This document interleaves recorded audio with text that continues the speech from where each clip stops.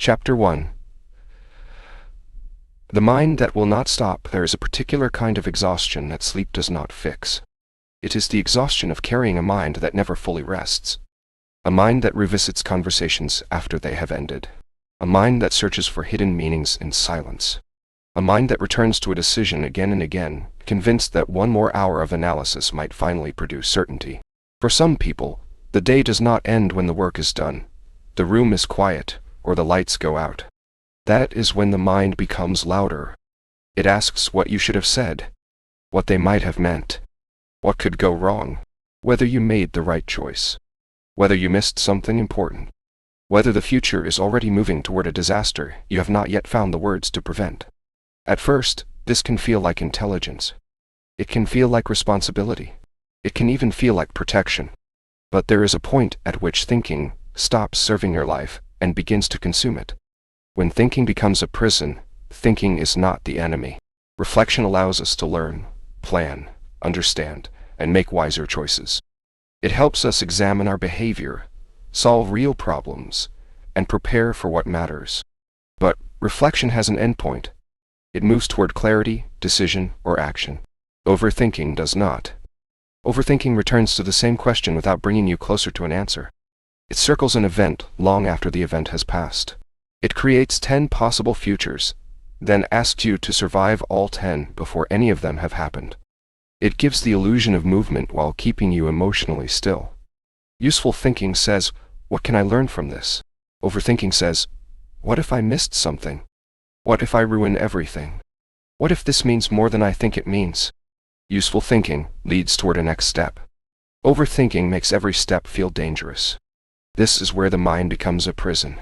Not because it thinks too much in a simple numerical sense, but because it begins to treat every uncertainty as a problem that must be solved before peace is allowed. You may replay a conversation because you want to understand it. But after the 50th replay, you are no longer seeking understanding. You are seeking emotional safety. You may research every possible outcome because you want to make a good decision. But after hours of searching, the information no longer gives you clarity. It gives you more material for fear.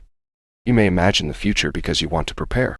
But eventually, preparation becomes a private form of suffering, a way of experiencing pain in advance, as though worry could somehow soften the impact of life. The overthinking mind does not know when enough is enough. It keeps searching because it believes that certainty is somewhere nearby. But certainty is often not nearby, and so the search continues. Why the mind repeats what it cannot resolve. This is one of the hidden laws of overthinking. When something feels unfinished, emotionally unclear, or potentially dangerous, the mind returns to it. It keeps turning the experience over, hoping that repetition will reveal the missing piece. An unanswered message can become a question about rejection. A difficult decision can become a question about identity. A small mistake can become evidence of failure. A vague feeling in the body can become a warning about the future. The event may be small, but the emotional meaning attached to it is not. The mind does not always repeat thoughts because the thoughts are important. Often it repeats them because the feelings underneath them have not been acknowledged. A person may obsess over whether someone likes them, when the deeper fear is being unwanted. Another may endlessly question a career decision, when the deeper fear is wasting their life. Someone may replay an argument not because they need better words, but because they cannot bear the thought of being misunderstood. The mind keeps returning because it wants resolution. It wants to close the emotional loop. But many of life's questions do not offer immediate closure. You may not know what another person feels. You may not know whether a choice will work. You may not know if the future will reward your effort. You may not know whether you are fully safe from disappointment, loss, embarrassment, or regret. And when the mind cannot accept this uncertainty, it begins to manufacture scenarios. It imagines danger because imagined danger feels easier to manage than unknown danger. It predicts rejection because prediction feels safer than surprise. It rehearses failure because preparation feels more powerful than helplessness. But this is the trap. The mind confuses repeated thought with protection. It believes that if it worries long enough, it will not be caught off guard. The false promise of control. Overthinking often begins as an attempt to regain control. When life feels uncertain, the mind starts working harder. It analyzes tone, timing, choices, symptoms, risks, mistakes, and possibilities. It searches for the perfect explanation, and the perfect response. It tries to make life predictable by thinking about it from every possible angle. For a brief moment, this can feel productive. You may feel as if you are doing something. You are not ignoring the problem. You are examining it. You are preparing. You are being careful. But the mind can turn analysis into an endless ritual. You reread the message. You check again. You search for reassurance. You ask someone what they think. You make a plan, then doubt it. You make a second plan, then imagine the flaw in that one too. And the more you try to eliminate uncertainty, the more sensitive you become to it.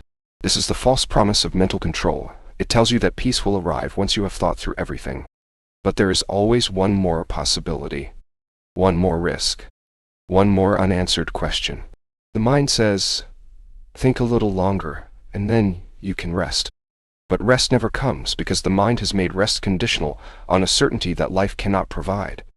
Real control does not come from predicting every outcome. It comes from knowing that you can meet an outcome without abandoning yourself. It comes from learning that uncertainty is uncomfortable, but not automatically dangerous. It comes from trusting that you do not need to solve your whole life tonight. The cost of living inside your head overthinking steals life quietly. It steals the present moment first. You can be sitting with someone you love while your mind is somewhere else replaying the past, rehearsing the future, or judging every word you say in real time. It steals energy. Hours disappear into internal conversations that never happened, arguments you may never have, and disasters that exist only in imagination. It steals sleep. The body lies down, but the mind remains standing guard. It steals relationships. When you overthink every silence, every shift in tone, every delayed reply, closeness begins to feel like constant surveillance. You stop meeting people as they are and begin meeting the fears your mind places between you. And perhaps most painfully, overthinking steals action. You wait until you feel completely ready. You delay until you are fully certain. You postpone the message, the application, the conversation, the decision, the beginning. But clarity does not always come before action. Sometimes clarity is what action creates. The mind that will not stop is not weak. It is trying to protect you. It has learned that attention might prevent pain, that analysis might create safety, and that vigilance might keep you from being hurt again. But a mind built only for protection cannot fully experience freedom. The goal is not to become thoughtless. It is not to silence every question or force yourself into artificial calm. The goal is to recognize when thinking has stopped being useful, when it is no longer guiding you toward reality, but pulling you deeper into fear. Because the mind is not simply noisy. It is caught inside a self-reinforcing emotional system, a loop in which uncertainty creates worry. Worry seeks control. Control fails to create certainty, and the failure creates even more worry. To understand that loop is the next step toward breaking it. Chapter 2. The loop of anxiety. Anxiety rarely arrives as a complete storm. More often, it begins as something small. A message that has not been answered. A meeting that did not go as expected. A change in someone's tone. A sensation in the body. A decision that still feels uncertain.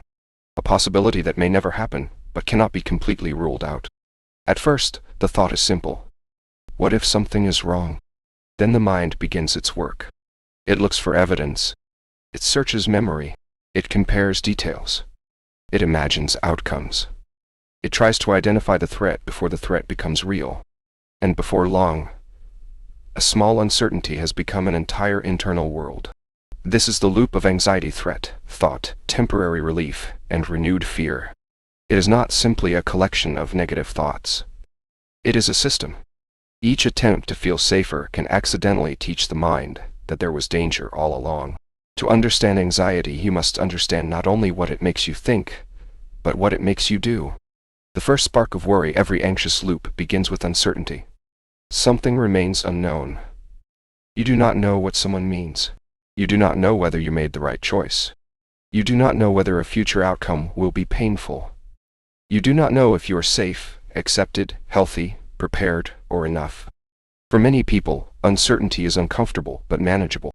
They notice it, consider it, and continue living. But for the anxious mind, uncertainty can feel like an alarm. The mind does not simply register the unknown. It begins to interpret the unknown as a potential threat. A delayed reply becomes possible rejection.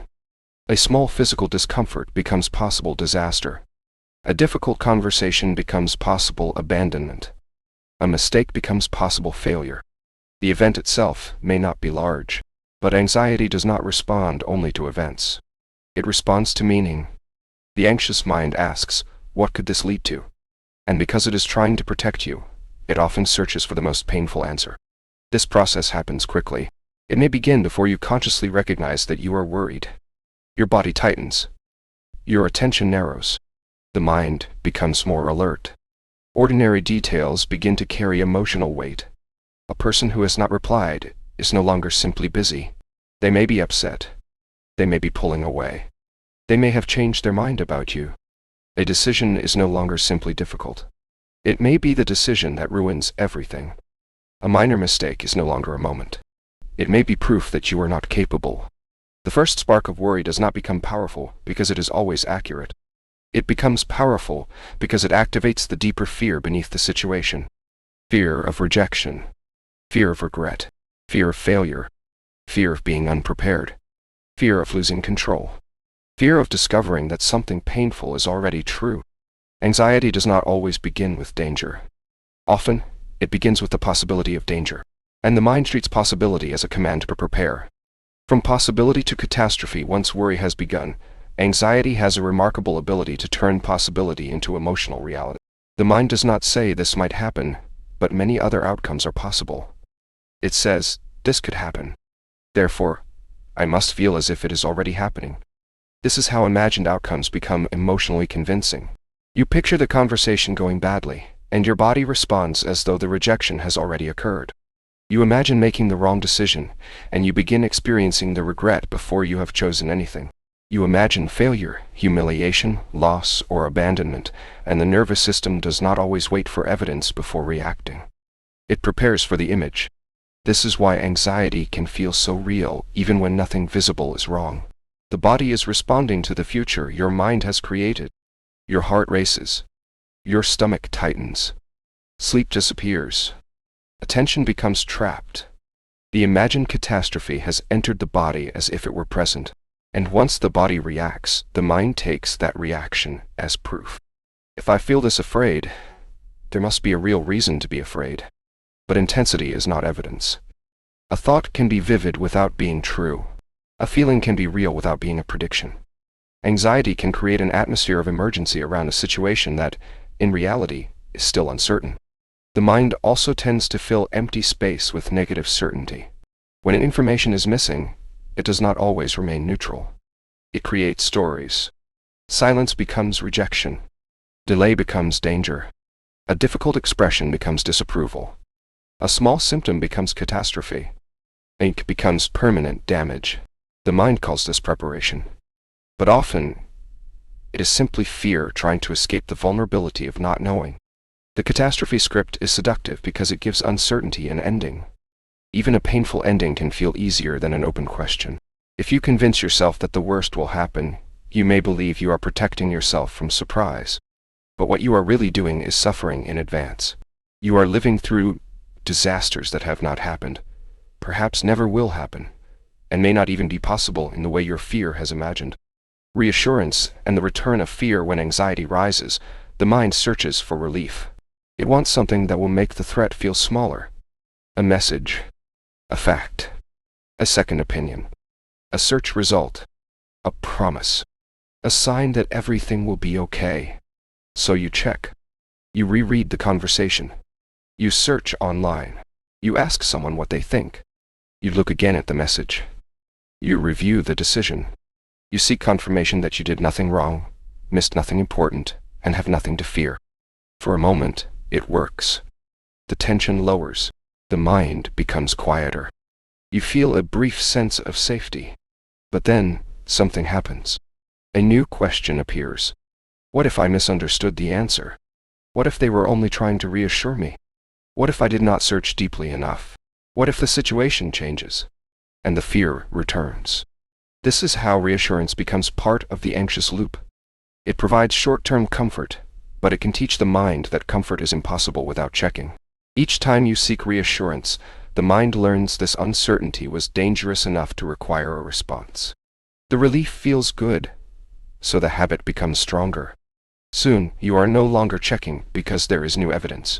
You are checking because the feeling of uncertainty itself has become intolerable. This can happen in relationships, work, health, finances, social situations, and personal decisions. The details change, but the pattern remains the same. Uncertainty appears. Fear rises. You seek reassurance. Relief arrives briefly. Doubt returns. Then the mind asks for reassurance again.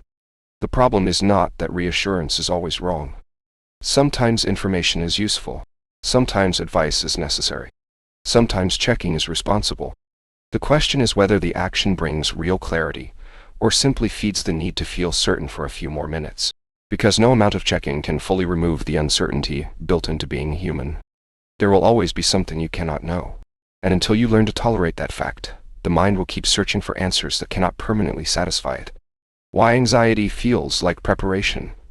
One of anxiety's most powerful illusions is the belief that worrying is useful. It tells you that if you stop worrying, you will become careless. If you stop imagining danger, you will be unprepared. If you stop analyzing every possibility, you will make a mistake that could have been prevented. Worry begins to feel like responsibility. You may believe that your anxiety proves you care, that the constant mental effort is evidence of intelligence, caution, or love. You may feel guilty for relaxing, as though calmness would mean you are ignoring something important. But worry and preparation are not the same thing. Preparation is concrete. It has limits. It asks, what can I do now? Then it does that thing. Worry is repetitive. It has no natural endpoint. It asks, what if? And then keeps asking long after action is no longer possible. Preparation makes you more capable. Worry makes you more exhausted. Preparation creates a plan, accepts what cannot be controlled, and returns attention to life. Worry keeps the body in a state of readiness for threats that may never arrive. This is why anxiety can become so draining. It asks you to spend emotional energy on every possible outcome. It does not want you to prepare for one challenge. It wants you to live through all of them in advance. But pain imagined repeatedly does not become easier when it arrives. Often, it simply means you have suffered twice, once in the mind, and once in reality, if reality ever comes at all. The deeper task is not to eliminate every fear.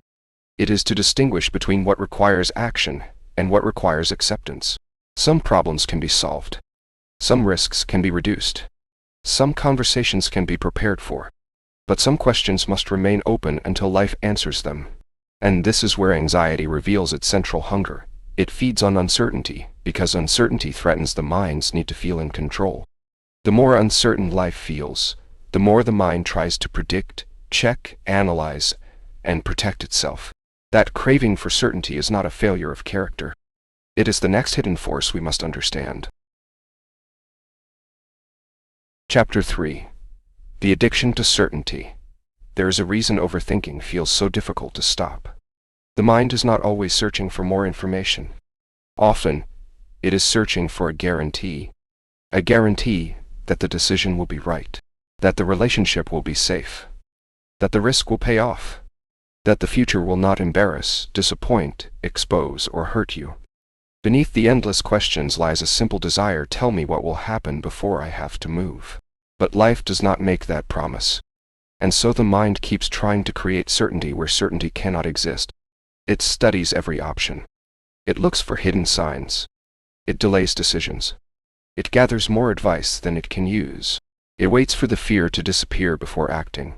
It believes that one more piece of information, one more plan, one more night of thinking may finally reveal the path without risk.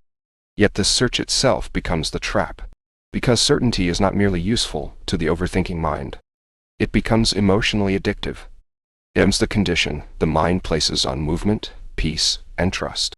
The desire to know before you move. Most people do not avoid decisions because they are lazy or incapable. They avoid them because every real decision closes one door while opening another.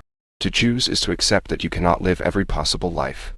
To speak honestly is to risk being misunderstood. To apply for the opportunity is to risk rejection. To leave what is familiar is to risk regret. To love someone is to risk loss. And so the mind begins to negotiate. It says, I will move when I know enough. I will act when I feel ready. I will decide when the risk becomes smaller. But the deeper truth is often this: it is not information that the mind is waiting for. It is the disappearance of vulnerability. It wants a choice that cannot hurt, a future that cannot surprise, a plan that cannot fail. It wants to step forward only after the ground has guaranteed it will never shift beneath its feet. But meaningful choices rarely arrive with that kind of certainty. A career path can be promising and still be difficult. A relationship can be genuine and still carry risk. A new beginning can be necessary and still bring grief. You can make a thoughtful decision and still discover consequences you could not have predicted. This is what makes choice so emotionally demanding. There is no way to remove all uncertainty before you move. There is only the possibility of choosing with enough honesty, enough awareness, and enough courage to accept what cannot be known. The overthinking mind struggles here because it mistakes hesitation for wisdom. It believes that delay is always carefulness. But sometimes delay is simply fear wearing the clothing of intelligence. The person says, I am still considering my options. But months pass. They say, I just need to be sure. But certainty never arrives. They say, it is not the right time. But what they often mean is that they do not yet feel protected from the emotional cost of acting.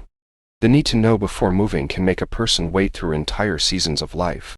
They remain in the job that drains them, the relationship that confuses them, the routine that keeps them small, not because they do not know enough to take a next step, but because they cannot make peace with the unknown that follows it.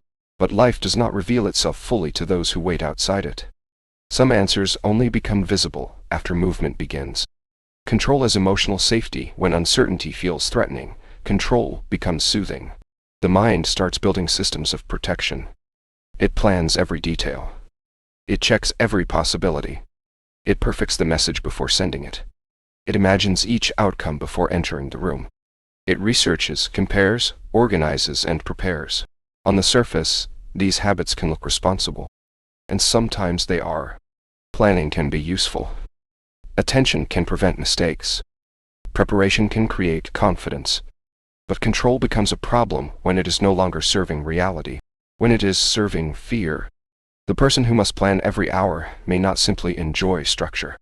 They may be trying to prevent the anxiety that appears when life becomes unpredictable. The person who checks a message 10 times may not care only about grammar. They may be trying to avoid the possibility of being judged. The person who cannot begin until the work is perfect may not be committed to quality. They may be terrified that imperfection will expose them.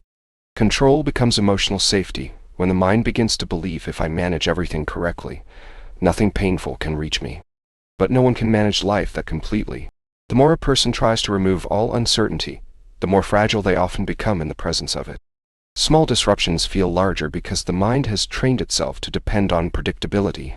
A delayed plan, an unexpected reaction, an unanswered question, or a sudden change can feel unbearable, not because it is catastrophic, but because it threatens the illusion of control.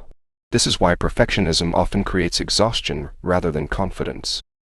The perfectionist is not merely chasing excellence. They are often trying to make themselves unattackable. The work is flawless, perhaps no one can criticize it. If the choice is perfect, perhaps no regret can follow. If every detail is controlled, perhaps shame can be avoided. But perfection does not create safety. It creates an endless standard that no human being can fully meet. And the more the mind depends on control for peace, the less peace it has when control is impossible. Real security cannot come from managing every outcome. It must come from something deeper, the belief that you can meet uncertainty without collapsing into it. The illusion of the perfect decision. The search for certainty becomes especially painful around major decisions. Should you stay or leave? Accept or refuse? Speak or remain silent? Begin now or wait? Trust the opportunity, or protect what you already have. The mind approaches these questions as if one choice must be completely right, and the other completely wrong. It imagines a perfect path that will preserve every possibility, avoid every loss, and prove itself correct forever. But this is an illusion. Every meaningful decision contains ambiguity. Every path includes both gain and cost. Every yes is also a no to something else. Even the best choices can bring fear, grief, inconvenience, and unexpected difficulty. The problem is not that people want to make good decisions. The problem begins when they demand a decision that comes without trade-offs. You may choose the safer path, and later wonder what you could have built. You may choose the riskier path and later miss the stability you left behind. You may choose love and become vulnerable. You may choose independence and feel lonely at times. You may choose growth and lose the comfort of familiarity. There is no decision that protects you from being human. The perfect decision does not exist because life is not a test with one correct answer. It is a process of movement, learning, consequence, adjustment, and revision. A wise choice is not the one that guarantees happiness. It is the one you can make honestly with the information available, while remaining willing to learn from what follows. This changes the question. Instead of asking, what choice guarantees that I will never regret anything, you begin asking, what choice is most aligned with the life I want to build? Instead of asking, how can I know this will work? You ask, if it does not work, can I trust myself to respond? That is a far more powerful kind of certainty, not certainty about the future. Certainty about your capacity to meet it.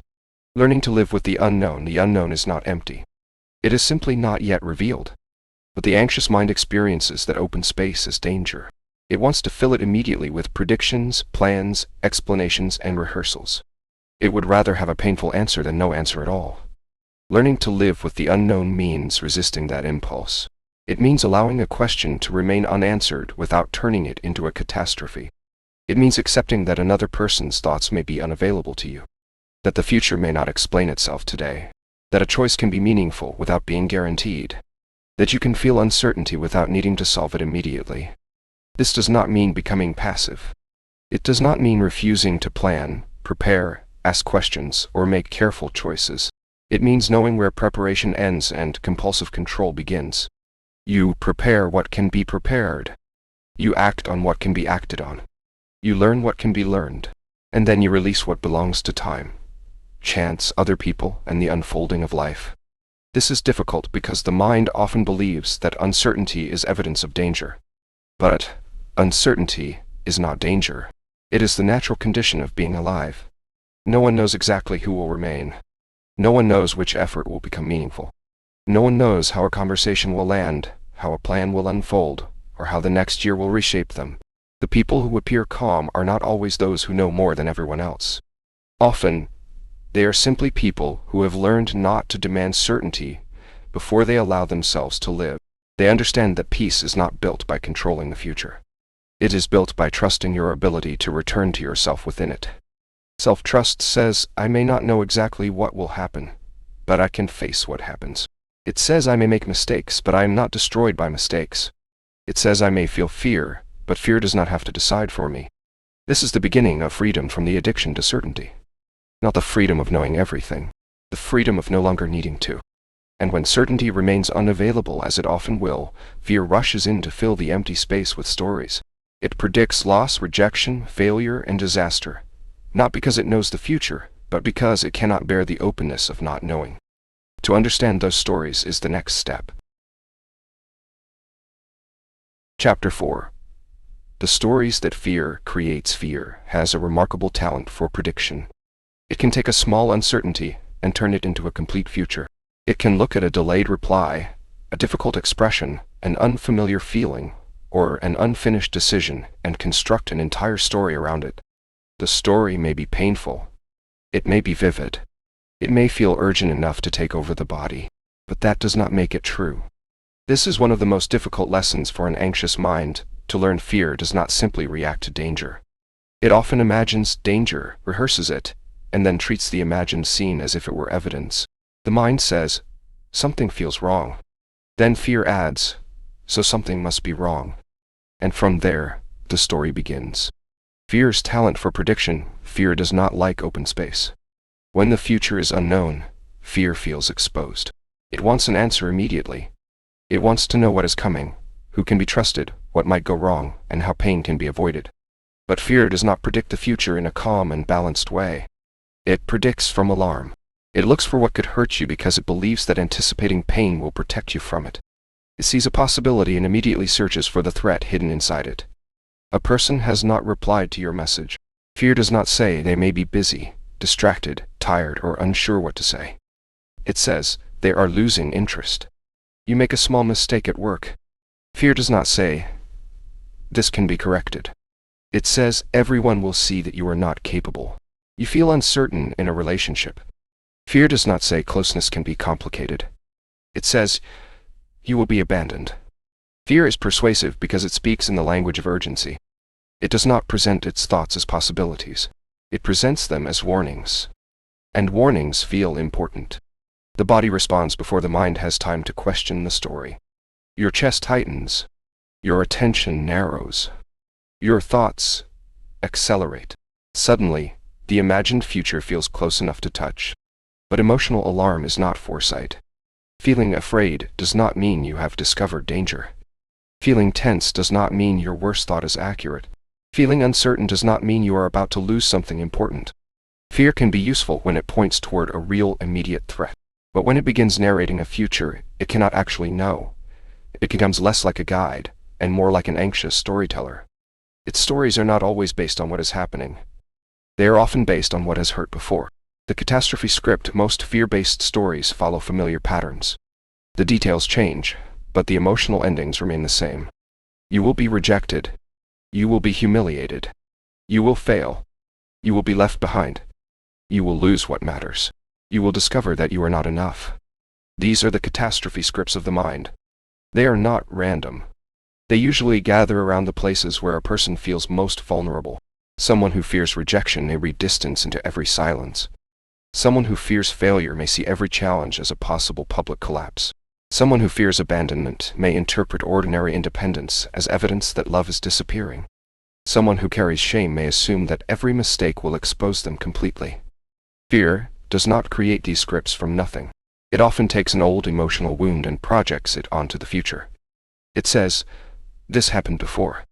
Therefore, it will happen again. But the future is not a perfect repetition of the past. A person who once disappointed you is not every person. A mistake you once made is not every mistake. A painful ending is not proof that every beginning will end in pain. Yet fear does not care much about nuance. It is not trying to be fair. It is trying to protect you from surprise. That is why it chooses the worst-case scenario. If you expect disaster, perhaps disaster cannot shock you. If you prepare for rejection, perhaps rejection cannot wound you as deeply. If you imagine failure in advance, perhaps you can avoid the humiliation of hoping. But this strategy comes at a high cost. You begin to suffer before anything has happened. You withdraw before you have been rejected. You stay silent before anyone has judged you. You abandon opportunities before they have had the chance to disappoint you. The catastrophe script feels like preparation, but it often becomes a way of giving fear control over a future that has not yet arrived. When assumption feels like truth, fear becomes even more powerful when it starts filling in missing information. Human beings rarely have complete access to what others think, why they act, or what the future will bring. There are always gaps, and an anxious mind struggles to leave those gaps empty. So it makes assumptions. They did not reply because they are upset. They looked away because they dislike me. They sounded different because something has changed. They have not invited me because I do not matter. They did not praise my work because it was not good enough. The mind starts reading invisible motives into ordinary behavior. It becomes convinced that it knows what others are thinking, even when it has no direct evidence. This is called mind reading, but it is not insight. It is often fear trying to turn uncertainty into certainty. The problem is that assumptions can feel incredibly convincing. They are emotionally coherent. They fit the old story. They connect with earlier experiences. They explain the discomfort in the body. And because they explain the discomfort, they can feel true. But a thought that explains your fear is not necessarily a thought supported by reality. Silence can mean many things. A delayed response can mean many things. A brief change in tone can mean many things. The anxious mind tends to choose the interpretation that confirms its deepest insecurity. It does not simply ask, what happened? It asks, what does this prove about me? Then it finds an answer that hurts. This is how worst-case thinking gains power. A possibility becomes an assumption. The assumption becomes a conclusion. The conclusion becomes an emotional reality. And soon you are responding not to what another person has actually done, but to the story fear has written around it. You may become distant because you assume they are withdrawing. You may become defensive because you assume they are criticizing you.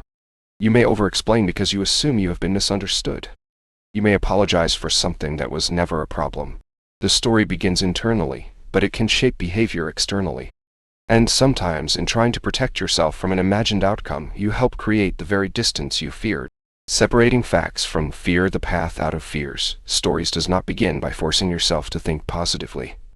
It begins by becoming more precise. When anxiety rises, pause and ask two simple questions. What do I know? What am I imagining? What you know is observable. They have not replied yet. The meeting was difficult. You made an error. Your body feels tense.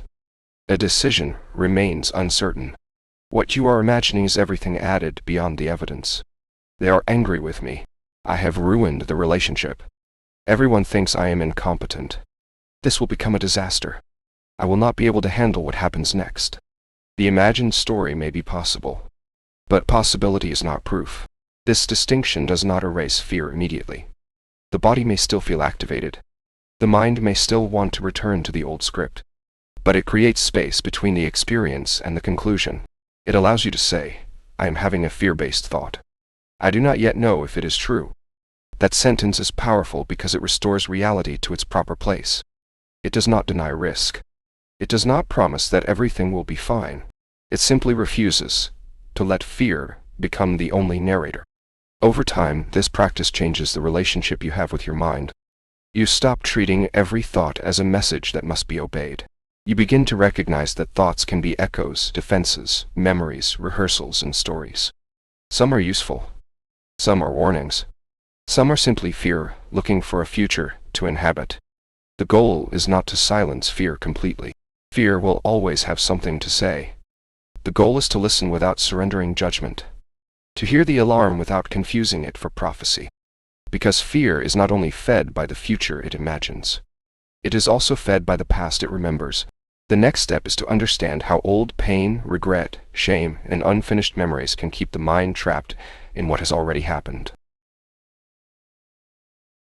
Chapter 5. The Weight of the Past. The past does not always remain behind us. Sometimes it follows quietly. It appears in a memory that returns without invitation, in a conversation replayed years later, in a decision we keep revisiting, as though one more hour of thought might somehow change what happened. The body moves forward through time. The calendar changes. New people enter our lives. New opportunities appear. But part of the mind remains in an earlier room. It returns to the moment when you should have spoken differently. The choice you believe you should not have made. The chance you did not take. The person you trusted. The person you lost. The version of yourself you now judge with information you did not have at the time. This is the weight of the past, not memory itself, but the emotional grip of memory. The belief that if we examine an old pain deeply enough, we may finally undo it. But the mind cannot rewrite what has already happened. It can only decide what meaning the past will continue to have. Why the mind returns to old pain. The mind returns to old pain because pain feels unfinished. A joyful memory can be remembered and released. A peaceful moment does not usually demand explanation, but a painful event often leaves behind questions. Why did this happen? Why did I allow it? Why did I not see it sooner? What was wrong with me? What could I have done differently? These questions are understandable. They come from the human need to make sense of experience. When something hurts us, especially when it disrupts our image of ourselves or the world, the mind searches for a reason. It wants a story that will make the pain feel less random. Sometimes this search is useful. Reflection can reveal patterns. It can teach us where we ignored a warning, abandoned a need, trusted too quickly, or acted from fear rather than clarity. But reflection becomes rumination when it no longer creates understanding. Rumination is the mind circling the same wound without moving through it. It revisits a memory, not to learn, but to punish. It searches for a different ending while knowing no different ending is possible. It confuses repetition with resolution. The mind may return to an old relationship, because it cannot accept that someone could leave without offering a satisfying explanation.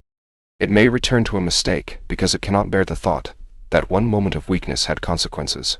It may return to humiliation because it still feels threatened by the identity that humiliation created. Old pain remains active when the self has not yet made peace with what the experience seemed to say. A rejection may still whisper, "You are not wanted." A failure may still whisper, "You are not capable." A betrayal may still whisper, "You cannot trust anyone." A lost opportunity may still whisper, "You have ruined your future." The memory is not only remembered, it is interpreted again and again. And the more often the mind returns to it, the more emotionally alive it can become. Regret and the fantasy of a different past. Regret is one of the mind's most painful forms of control. It creates an alternate version of life, a version in which you said the right thing, noticed the warning, made the better choice, arrived earlier, left sooner, tried harder, or trusted yourself more. In that imagined life, the pain might have been avoided. The relationship might have survived. The opportunity might have worked. The mistake might not have happened. And for a moment this fantasy feels useful. It gives the mind something to do with helplessness. The past could have been different, then perhaps it was not entirely beyond your control. But regret often becomes cruel because it judges the past self using the knowledge of the present self. You now know what happened afterward. You now recognize the pattern. You now understand the person, the risk, or the consequence more clearly. And from this position, you look back at who you were and ask, how could I not have known? But you did not know. You were living forward, not looking backward. You made decisions with the emotional resources, information, maturity, fear, hope, and circumstances available to you at the time. That does not mean every choice was wise. It does not mean you should deny responsibility where responsibility belongs. But responsibility is not the same as endless self-punishment. Regret becomes destructive when it turns a past decision into a permanent argument against yourself. It tells you that if you had been smarter, stronger, calmer, more worthy, more careful, life would have spared you. Yet no human being gets through life without making choices they later understand differently.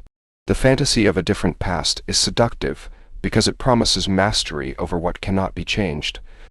It allows the mind to believe that pain was avoidable if only you had been better. But there is a hidden arrogance in this belief. It assumes you should have had perfect awareness, perfect timing, perfect emotional strength, perfect knowledge of people and outcomes. No one has that. The past cannot be corrected through mental repetition.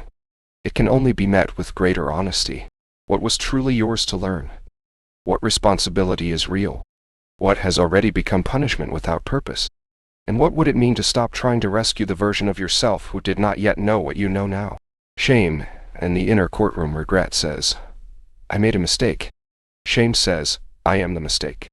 This is where the past becomes especially heavy. Shame does not simply remember an event. It turns the event into identity. A failure becomes proof of incompetence. A rejection becomes proof of unworthiness. A moment of dishonesty becomes proof of being fundamentally bad. A painful decision becomes proof that the self cannot be trusted. The mind becomes a courtroom. One part of you stands accused. Another part becomes the judge. And the case is reopened constantly. You revisit the evidence. You repeat the sentence. You search for every detail that confirms the harshest conclusion. You become both the person who suffered and the person who refuses to offer mercy. This inner judge often believes it is protecting you. It says that if you criticize yourself first, no one else can surprise you. If you never forget the mistake, you will never repeat it. If you stay hard on yourself, you will become better. But relentless self-judgment does not usually create growth. It creates fear. A person ruled by shame may become perfectionistic because mistakes feel unbearable. They may become withdrawn because being seen feels dangerous. They may over-explain, over-apologize, overachieve, or constantly seek reassurance because some part of them is still trying to prove that they deserve to remain accepted. The inner courtroom does not care much about context. It does not ask what you were carrying, what you had learned, what you lacked, or how you have changed since then. It wants a verdict. And the verdict is often harsh because shame prefers certainty over compassion. It would rather call you permanently flawed than allow the more complicated truth you are a human being who has caused pain, received pain, made errors, survived confusion, and remained unfinished. To step out of the inner courtroom is not to erase the past or excuse harmful behavior. It is to refuse the idea that punishment is the only form of accountability. You can admit what was wrong without making wrongness your identity. You can grieve what you lost without becoming defined by loss. You can learn from who you were without staying trapped inside their worst moment. Remembering without remaining there. Healing does not require forgetting. It requires a different relationship with memory. The past can be a teacher without becoming a home. It can offer information without becoming a prison. You can remember what happened, understand what it changed, and still refuse to let it dictate every interpretation of the present. This begins with a simple distinction: the past is evidence. It is not destiny. Yes, you may have been hurt before, but that does not mean every new person carries the same intention. Yes, you may have failed before, but that does not mean every new attempt will repeat the same outcome. Yes, you may have made choices you regret, but that does not mean you are permanently incapable of choosing differently. The mind often uses old pain as proof that the future is already decided. But memory is not a prophecy.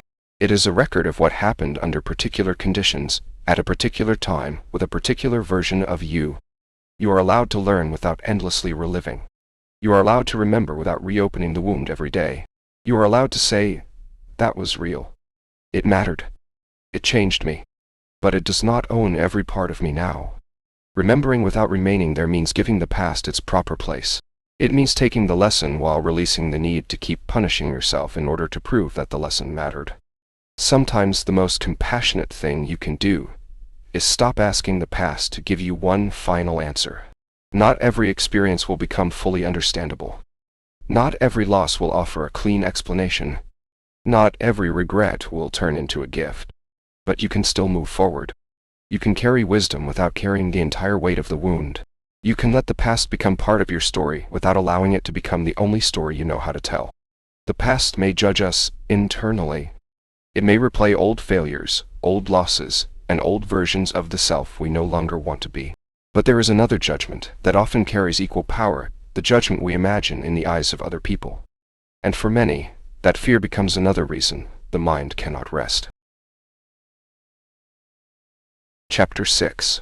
The Fear of Other People's Eyes.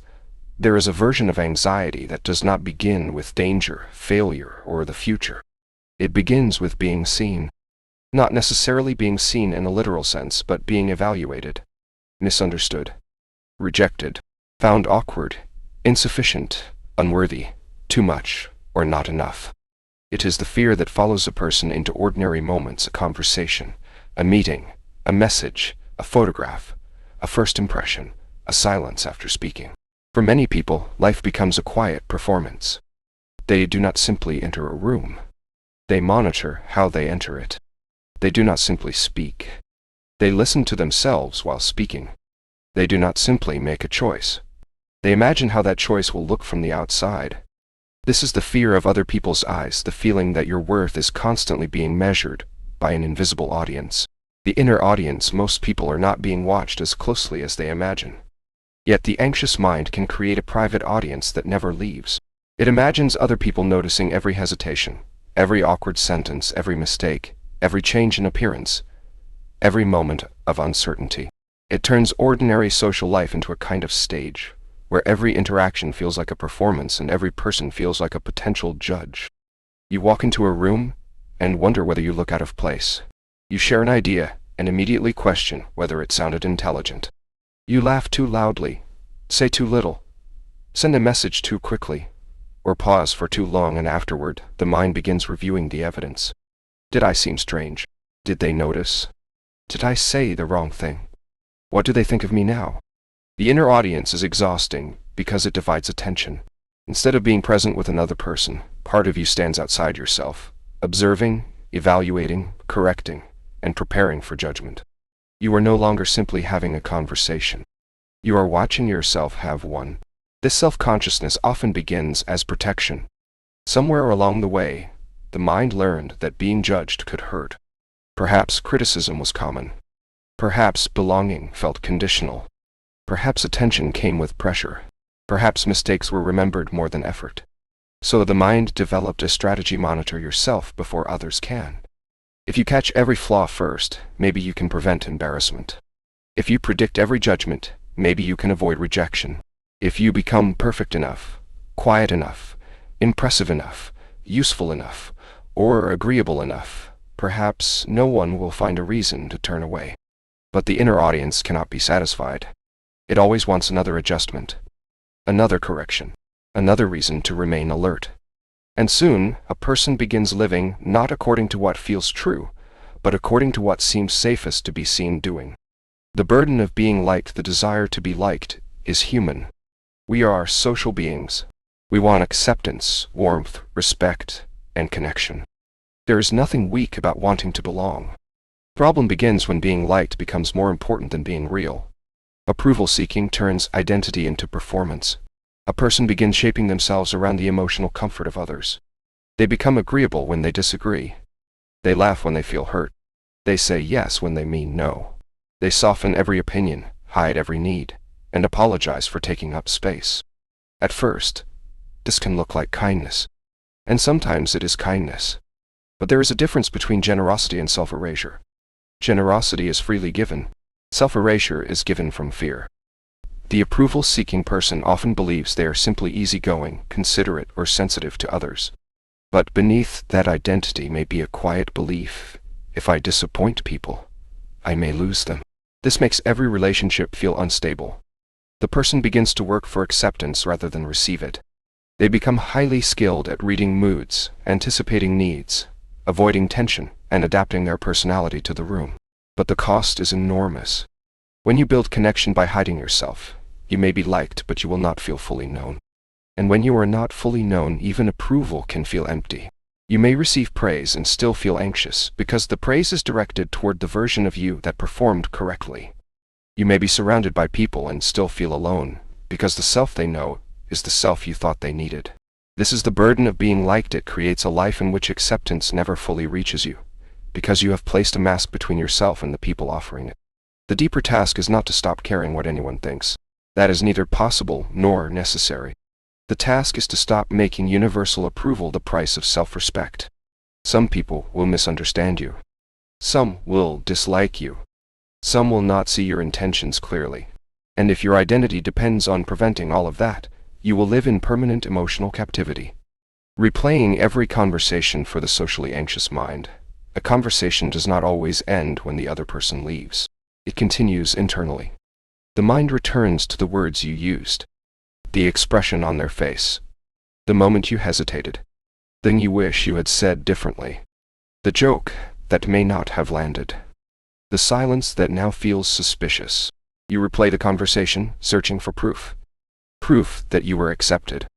Proof that you were not awkward. Proof that nothing changed. Proof that you did not give someone a reason to think less of you. This mental review can feel like reflection, but it often becomes a form of self-surveillance. The mind is not trying to understand the conversation with compassion. It is trying to identify the exact point at which you may have failed socially. It becomes a private investigation with no reliable evidence. A pause becomes disapproval. A neutral face becomes boredom. A short reply becomes rejection. Your memory selects the moments that make you uncomfortable, and then magnifies them. It ignores everything ordinary, warm, or harmless, because fear is not looking for balance. It is looking for danger. And because social interactions are naturally ambiguous, the mind can always find something to question. You cannot fully know what another person thought. You cannot control every word they remember. You cannot guarantee that every interaction will make you appear confident, interesting, charming, or composed. The attempt to do so creates an impossible standard. It demands that you never be awkward, never be misunderstood, never make a mistake, and never reveal anything that could be judged. But human connection does not require that kind of perfection. In fact, the effort to appear perfect often creates more distance than imperfection ever could. People connect not only through polish, but through presence, through honesty, through the ordinary humanity of sometimes saying the wrong thing, sometimes pausing, sometimes not knowing what to say. The goal is not to become careless with your words or indifferent to others. It is to stop treating every interaction as a verdict on your worth. The freedom of being misunderstood, one of the quietest forms of freedom, is accepting that you cannot control how other people interpret you. You can be kind and still be seen as distant. You can set a boundary and still be called selfish. You can speak honestly and still be misunderstood. You can do your best and still disappoint someone. This is painful because many people spend years trying to manage perception. They explain themselves too much, soften every decision, over-apologize, and adjust their behavior in the hope that everyone will finally understand their heart exactly as they intend it. But no one has complete access to your inner world. People see you through their own fears, expectations, memories, desires, and wounds. They may interpret your silence through their fear of rejection.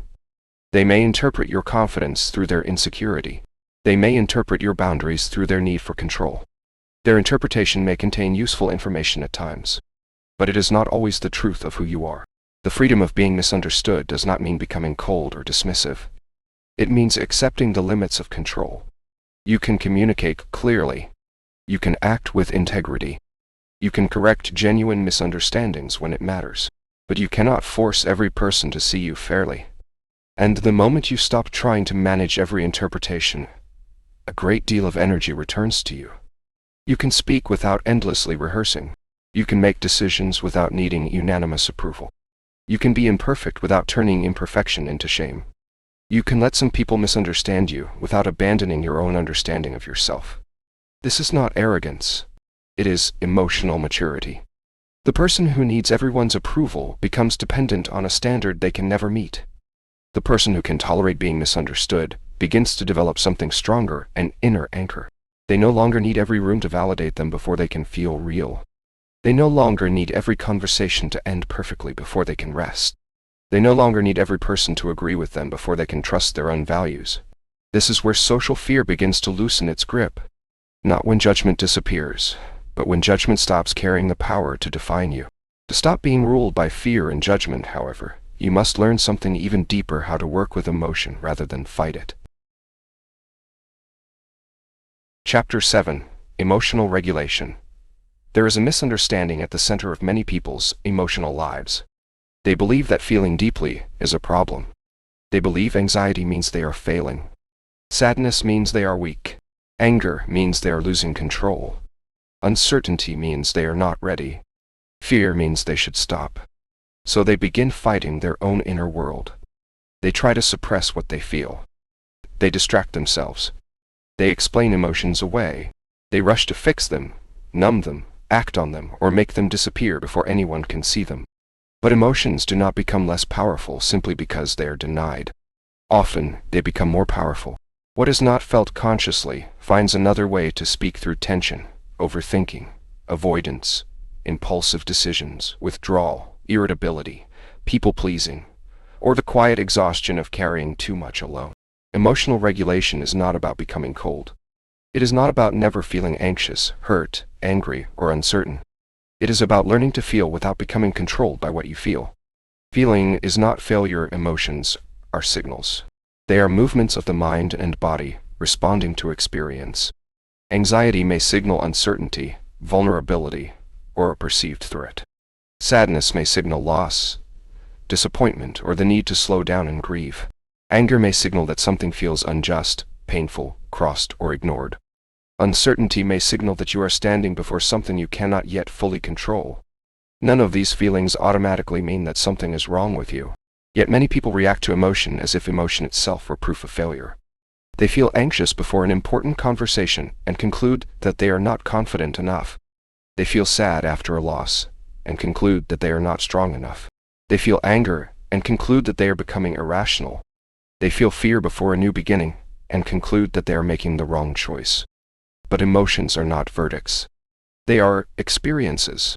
Feeling afraid does not mean you are incapable. Feeling sad does not mean you are broken. Feeling anger does not mean you are cruel. Feeling uncertain does not mean you are lost. The problem begins when a person adds a second layer of suffering to the original feeling. First, they feel anxiety. Then they judge themselves for feeling anxious. First, they experience sadness. Then they tell themselves they should be over it by now. First, they feel anger. Then they become ashamed of having needs or limits at all. This judgment turns an emotion into an identity problem. It says, I should not feel this. But the more strongly you insist that an emotion must not exist, the more threatening it becomes when it arrives. Real emotional strength is not the ability to feel nothing. It is the ability to remain present with what you feel, without immediately turning it into panic, shame, or action. A feeling is not a command. It is not a prophecy. It is not proof that you are failing. It is simply a part of your experience asking to be noticed. The difference between emotion and identity. One of the most important shifts in emotional regulation is learning to separate what you feel from who you are. This sounds simple, but it changes everything.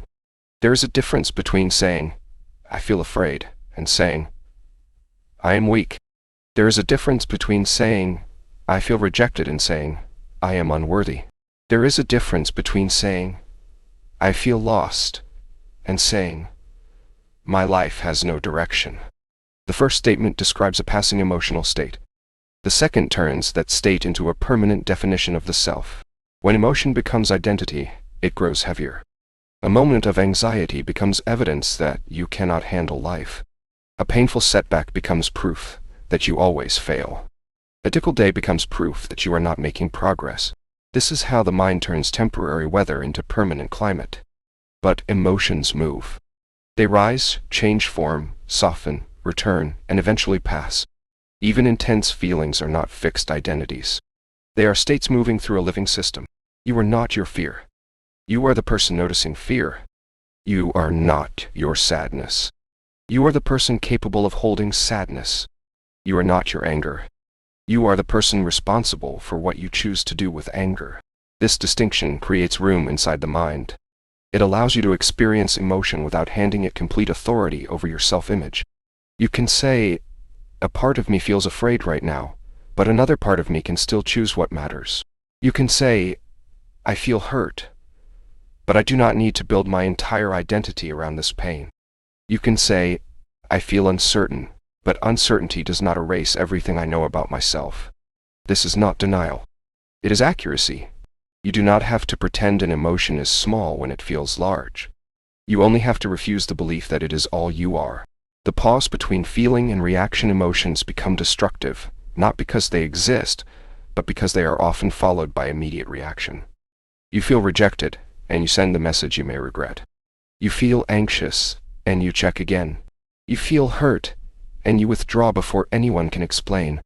You feel angry, and you speak from the sharpest part of yourself. You feel uncertain, and you make a sudden decision just to end the discomfort. In these moments, the emotion is not simply being felt. It is taking control of behavior. This is why the pause matters. A pause is not weakness. It is not avoidance. It is the small space in which freedom becomes possible. The pause may last 10 seconds. It may last one evening. It may be the decision to walk before replying, to sleep before deciding, to write privately before confronting someone, or to sit with discomfort before reaching for reassurance. Its purpose is simple: to prevent a temporary emotional state from becoming a permanent consequence. In the pause, you can ask, "What am I feeling right now? What does this feeling want me to do? Will that action serve me tomorrow, or does it only promise relief tonight?" This is the difference between reaction and response. Reaction says, "I need this feeling to stop now." Response says, "I can feel this without letting it decide everything." The pause does not eliminate emotion. It gives emotion time to become understandable. Sometimes anger softens enough to reveal hurt beneath it.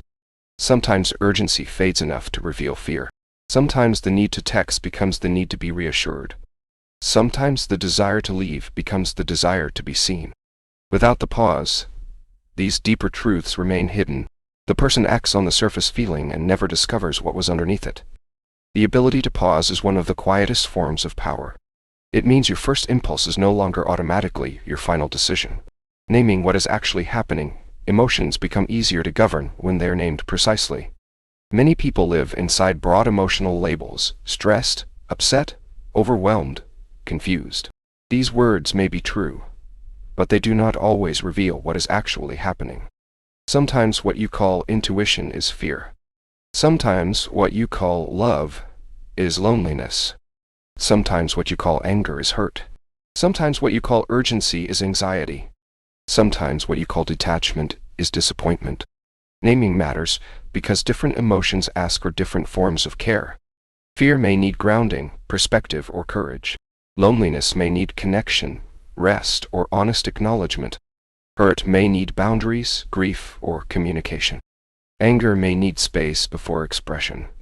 Urgency may need time. When you name the experience inaccurately, you often choose the wrong response. You mistake anxiety for a sign to leave. You mistake loneliness for a reason to return to someone who harmed you. You mistake anger for certainty and say something that makes repair more difficult.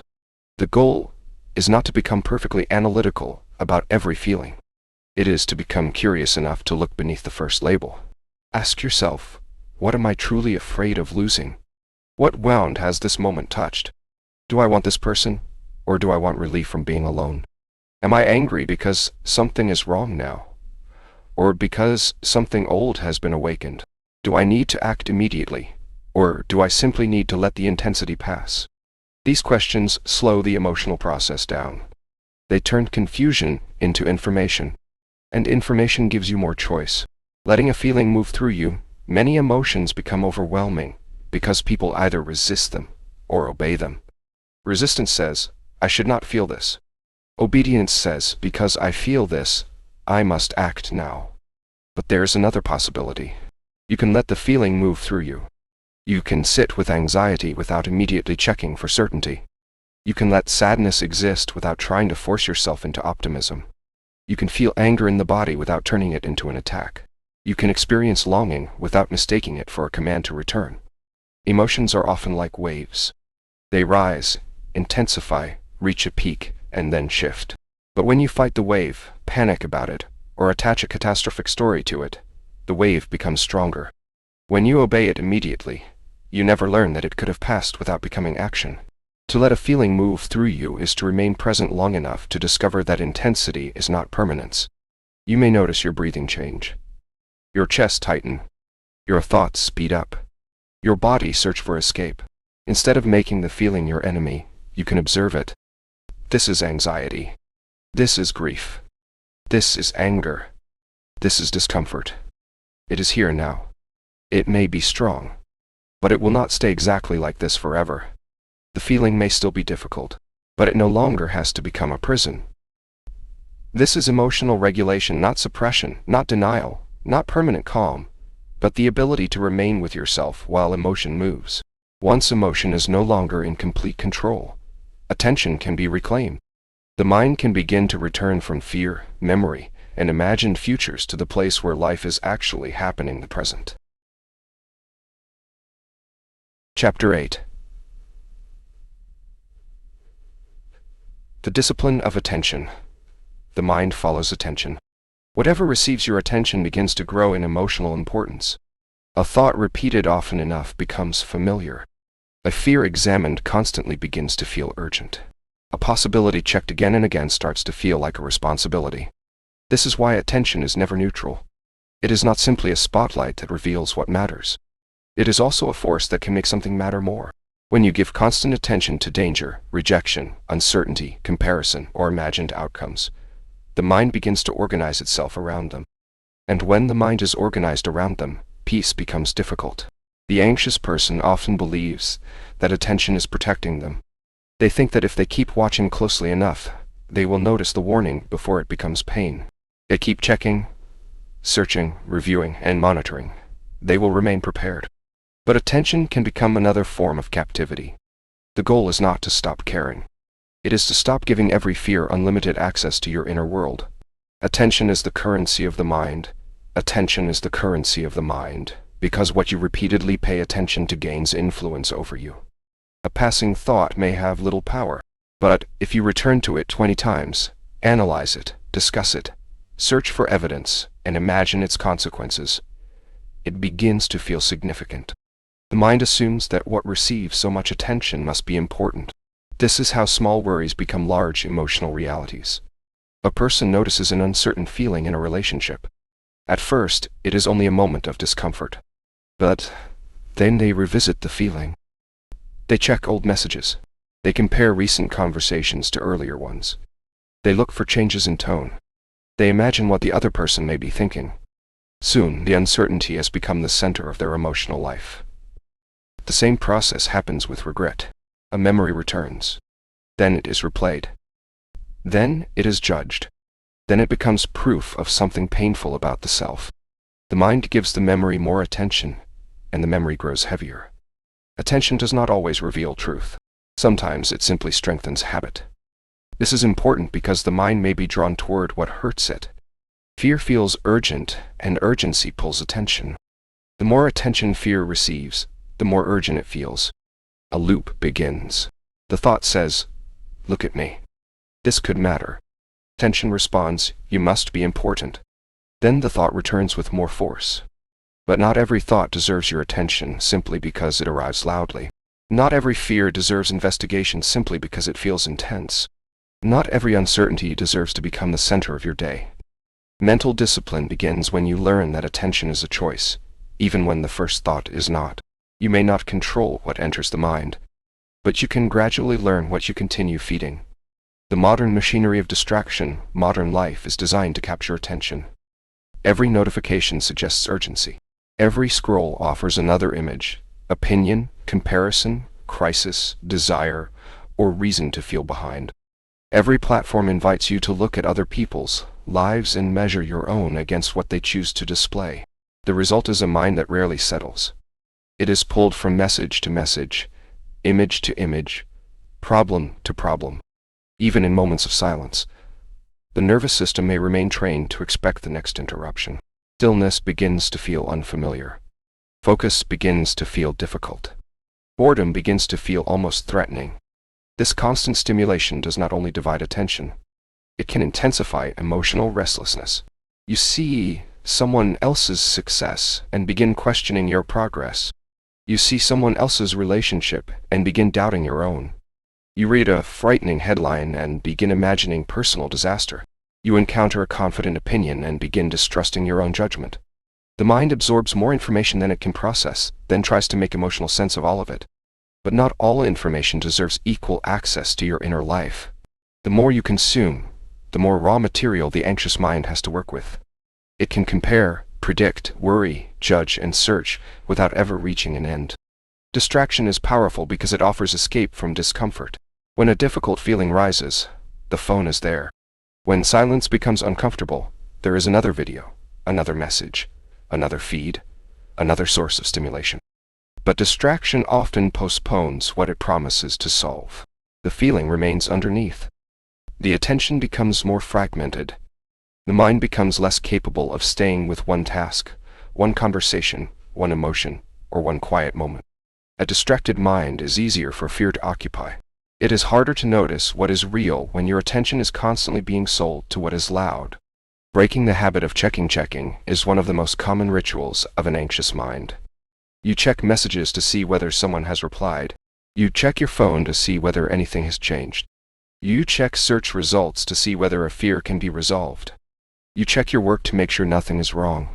You check someone's behavior for signs that they are still close, still interested, still safe. The act may seem small, but the emotional pattern beneath it can become powerful. Checking offers temporary relief. For a moment, you feel more informed. You feel closer to certainty. You feel as though you have done something about the discomfort. But the relief rarely lasts. The mind soon asks another question. What if something changes? What if I missed something? What if I need to check again? And so, the habit continues. The problem is not checking itself. Some checking is practical. Some information is necessary.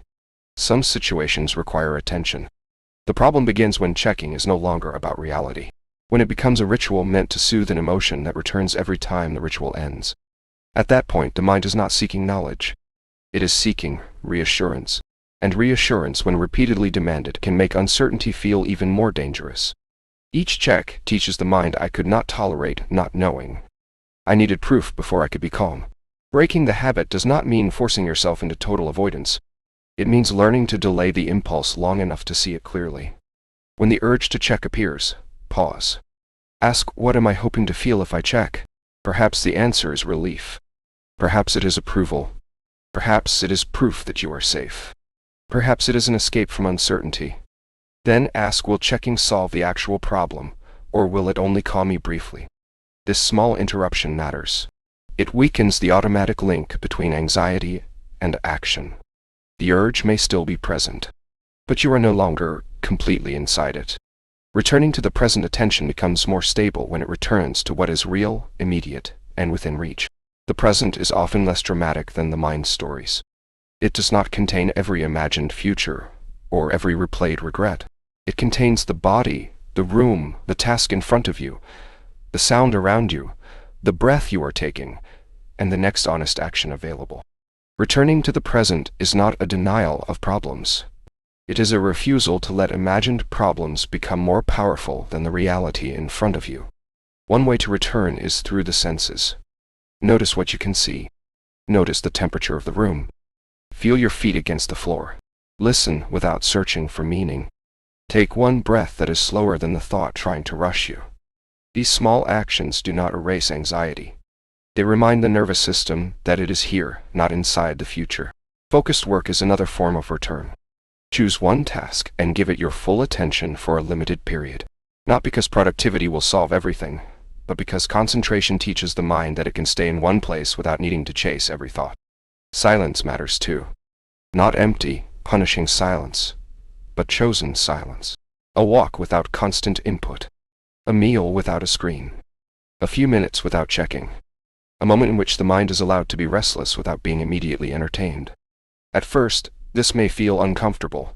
The mind may reach for stimulation because stimulation has become its default escape. But with practice, attention begins to settle. You discover that you do not have to follow every thought. You do not have to answer every urge.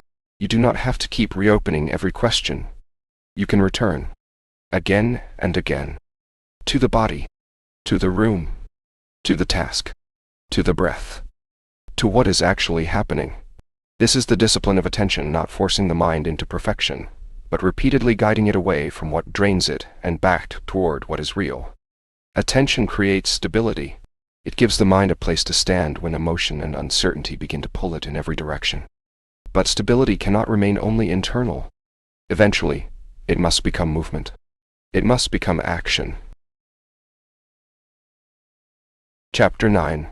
Action before certainty. There is a point where thinking can no longer take you further.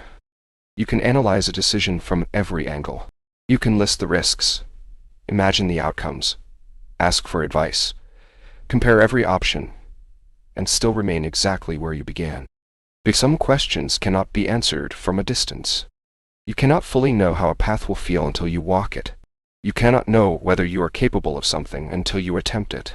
You cannot know how another person will respond until you speak. You cannot know whether a new life fits you until you begin living parts of it. Thought is valuable. Reflection matters. Planning can protect you from avoidable mistakes. But there comes a moment when thought has done its work. After that, movement must begin. Why thought cannot solve every problem? The mind often believes that if it thinks long enough, the answer will eventually become obvious. It wants to reach a place of complete internal certainty before it takes the next step. It wants to know that the conversation will go well, the decision will be right, the effort will pay off, and the risk will be worth it. But many important answers do not exist before action. They are created through action. You may wonder whether you are ready for a new opportunity. But readiness is not always a feeling that arrives before the beginning. Often, it is something built through participation. You become more ready by entering the situation, learning from it, and discovering what you can handle. You may wonder whether a relationship can become more honest. But no amount of private analysis can answer that question as clearly as one truthful conversation.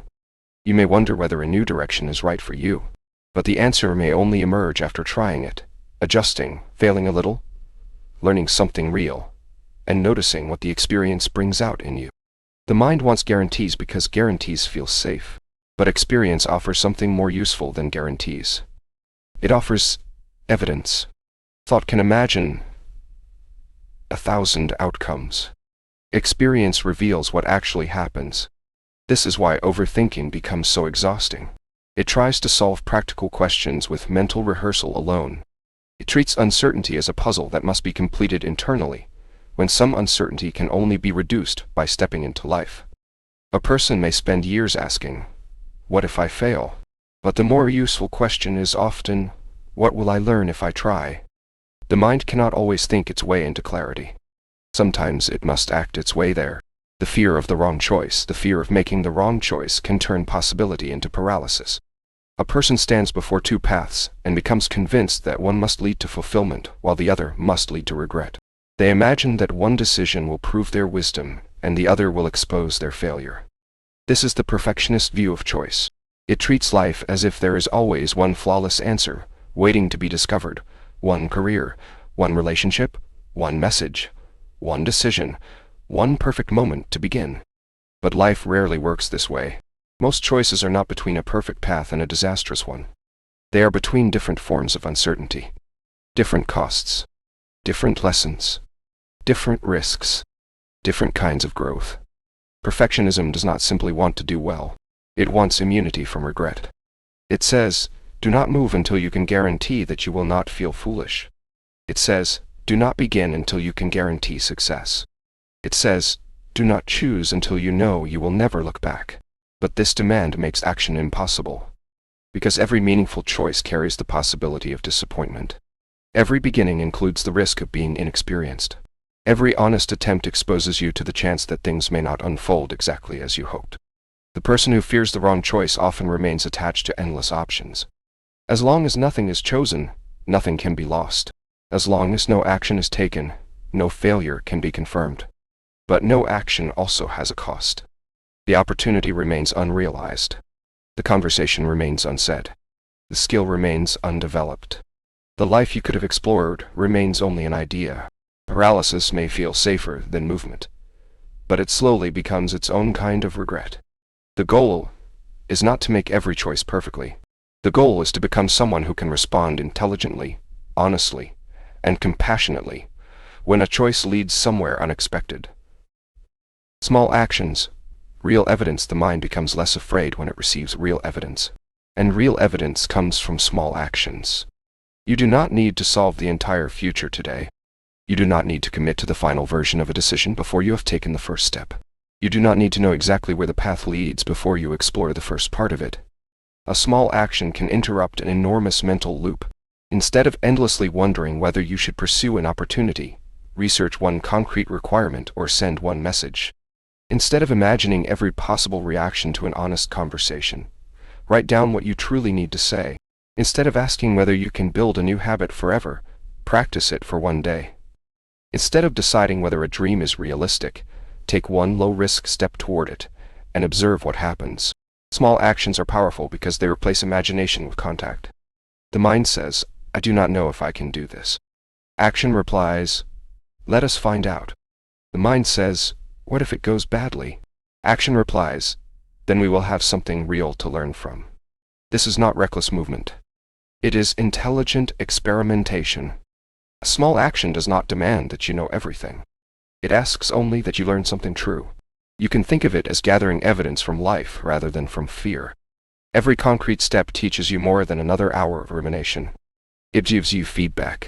It reveals what feels aligned, what needs adjustment, what skills are missing, what fears were exaggerated, and what possibilities are more real than you expected. The more evidence you gather through action, the less power imagined catastrophe has over you. Courage, as movement with doubt. Courage is often misunderstood. People imagine that courageous people are free from fear. They see confidence, decisiveness, and visible action, then assume that doubt must have disappeared before the person moved. But courage is not the absence of fear. It is movement with fear present. It is sending the message while your hands still shake. It is beginning before you feel fully ready. It is setting a boundary while part of you fears disappointment. It is trying again after failure without demanding proof that this time will be different. Fear may still speak. Doubt may still appear. The mind may still produce stories about embarrassment, loss, and regret. But courage refuses to give those stories final authority. It says, I hear you. I understand that you want to protect me. But you do not get to decide every direction of my life. This does not mean ignoring danger or acting impulsively. Courage is not blind. It sees the risk and moves with awareness. But it understands that waiting for fear to disappear is often another way of waiting forever. Some doors only open after you approach them. Some confidence only arrives after you act. Some clarity only appears after you have survived the uncertainty you once believed you could not bear. The person who acts with doubt does not become fearless overnight, but they become less ruled by fear each time they discover that discomfort can be carried, uncertainty can be survived, and imperfect action can still create a meaningful life. This is the deeper purpose of movement, not merely to achieve something outside yourself, but to build a new relationship with your own mind. Each honest action teaches the self, I do not need complete certainty to continue. And that lesson is the beginning of quiet. Because quiet is not discovered by accident. It is built through practice, through the repeated choice to return from thought to life, from fear to action, and from endless mental noise to the reality of the next step. Chapter 10. The quiet mind. The quiet mind is often misunderstood. People imagine it as an empty mind. A mind without fear, without sadness, without doubt, without unwanted thoughts. They picture peace as a permanent state of calm, in which nothing painful enters and nothing uncertain remains. But that is not peace. That is an impossible demand. The mind will always produce thoughts. It will remember the past, imagine the future, notice risk, create desire, question decisions, and respond to the emotional movement of life. You cannot become human by removing these things. The goal is not to stop thinking. The goal is to stop being ruled by every thought that appears. A quiet mind is not a mind without noise. It is a mind that no longer turns every noise into an emergency. Quiet is not the absence of thought. Thoughts come and go. Some are useful. Some are creative. Some help you plan, learn, repair, and understand. Others are simply reactions, old fears returning in new language, unfinished memories searching for attention, imagined futures trying to become emotionally real. The problem is not that the mind produces difficult thoughts. The problem begins when every thought is treated as a command. A thought says, something is wrong, and immediately you search for proof. A thought says, they may not like me anymore, and immediately you replay every conversation. A thought says, what if this decision ruins everything? And immediately your body begins living inside a future that has not happened. The quiet mind does not demand that these thoughts disappear. It simply learns to recognize them. It says, this is a thought. It says, this is fear speaking. It says, this is a memory, not a prophecy. It says, this is uncertainty, not evidence of danger. That small shift changes the relationship between you and your mind. You stop standing inside every thought as though it were the whole truth. You begin standing beside it. You observe it. You question it. You decide whether it deserves your attention rather than giving it authority simply because it arrived with intensity. This does not make difficult thoughts pleasant. Some will still be painful. Some will still return. Some will still carry the emotional weight of the past or the uncertainty of the future. But a thought does not have to disappear before you can live well. You can feel anxiety and still be present. You can feel doubt and still act. You can remember pain and still move forward. You can experience uncertainty and still remain grounded. This is quiet, not the absence of mental movement, but freedom from mental slavery. The practice of returning the mind runs away from the present in many directions. It runs into the past trying to rewrite what cannot be changed. It runs into the future, trying to prevent what cannot yet be known. It runs into imagined judgments, imagined disasters, imagined losses, imagined versions of who you should have been, and who you must become. The practice of inner peace is the practice of returning. Returning to the breath when the body begins preparing for a danger that is not here. Returning to the body when the mind becomes trapped inside a story. Returning to the facts when fear turns possibility into certainty. Returning to your values when emotion demands immediate relief. Returning to the present when memory tries to become a permanent home. This return may happen many times in a single day. You may wake up anxious and return. You may receive an unclear message and return. You may remember something painful and return. You may feel rejected, uncertain, overwhelmed, or tempted to check again and return. The return is not failure. It is the practice. Many people become discouraged because the mind keeps wandering. They believe that if they were truly calm, they would not have to keep guiding themselves back. But inner steadiness is not proven by never losing your center. It is built by learning how to find it again. Each return strengthens something inside you. It teaches the nervous system that fear can be noticed without being obeyed. It teaches the mind that uncertainty can be carried without immediate answers. It teaches the self that difficult emotion does not have to become a complete identity or a destructive action. You return to your breath. You return to the feeling of your feet on the floor. You return to the simple question, what is actually true right now? You return to the next thing that matters. Not the whole future. Not every possibility. Just the next honest step.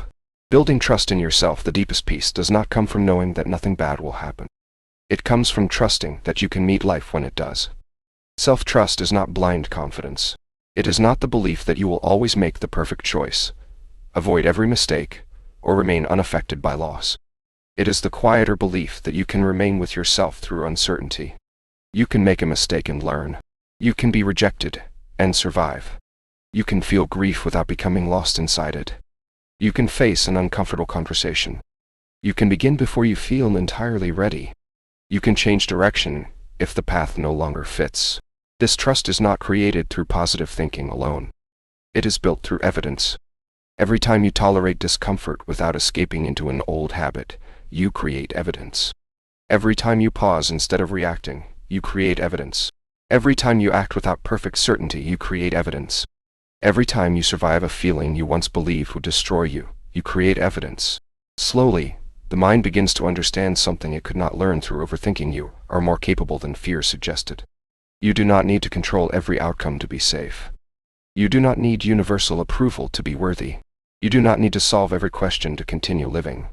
Self-trust grows each time you stop asking the future for guarantees and begin proving to yourself that you can meet what comes. A life beyond mental noise. When overthinking loses some of its power, life does not become perfect. There are still difficult choices. There are still losses, misunderstandings, disappointments, and moments of fear. The world does not become completely predictable simply because the mind becomes calmer. But something important changes.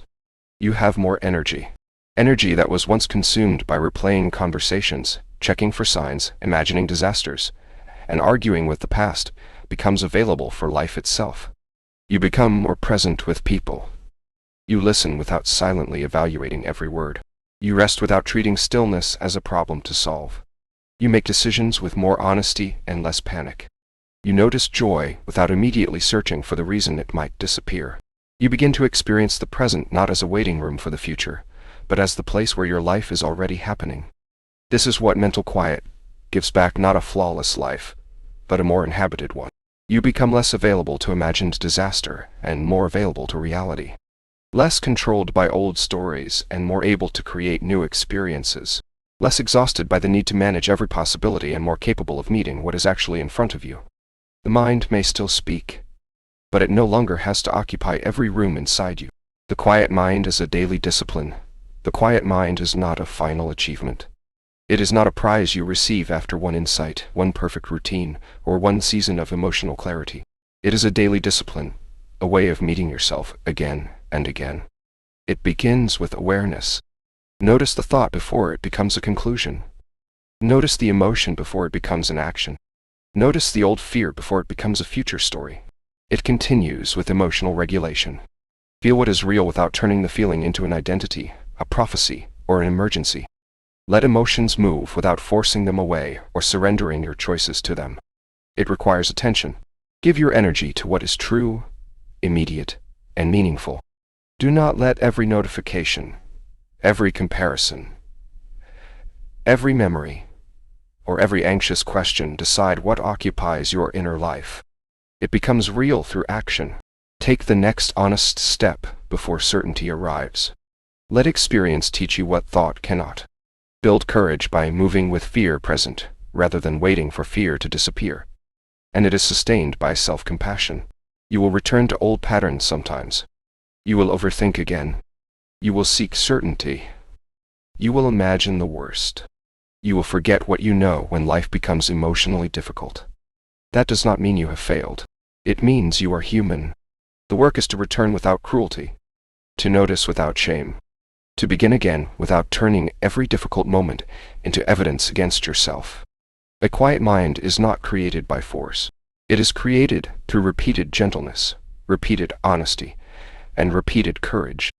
It is built every time you choose to observe rather than obey a fearful thought. Every time you let uncertainty exist without turning it into catastrophe. Every time you return from the past, the future, or the eyes of others to the life in front of you. The mind may never become completely silent, but it can become a place you no longer fear inhabiting. And that is enough. Not an empty mind, not a perfect life, but a mind that has learned to come home.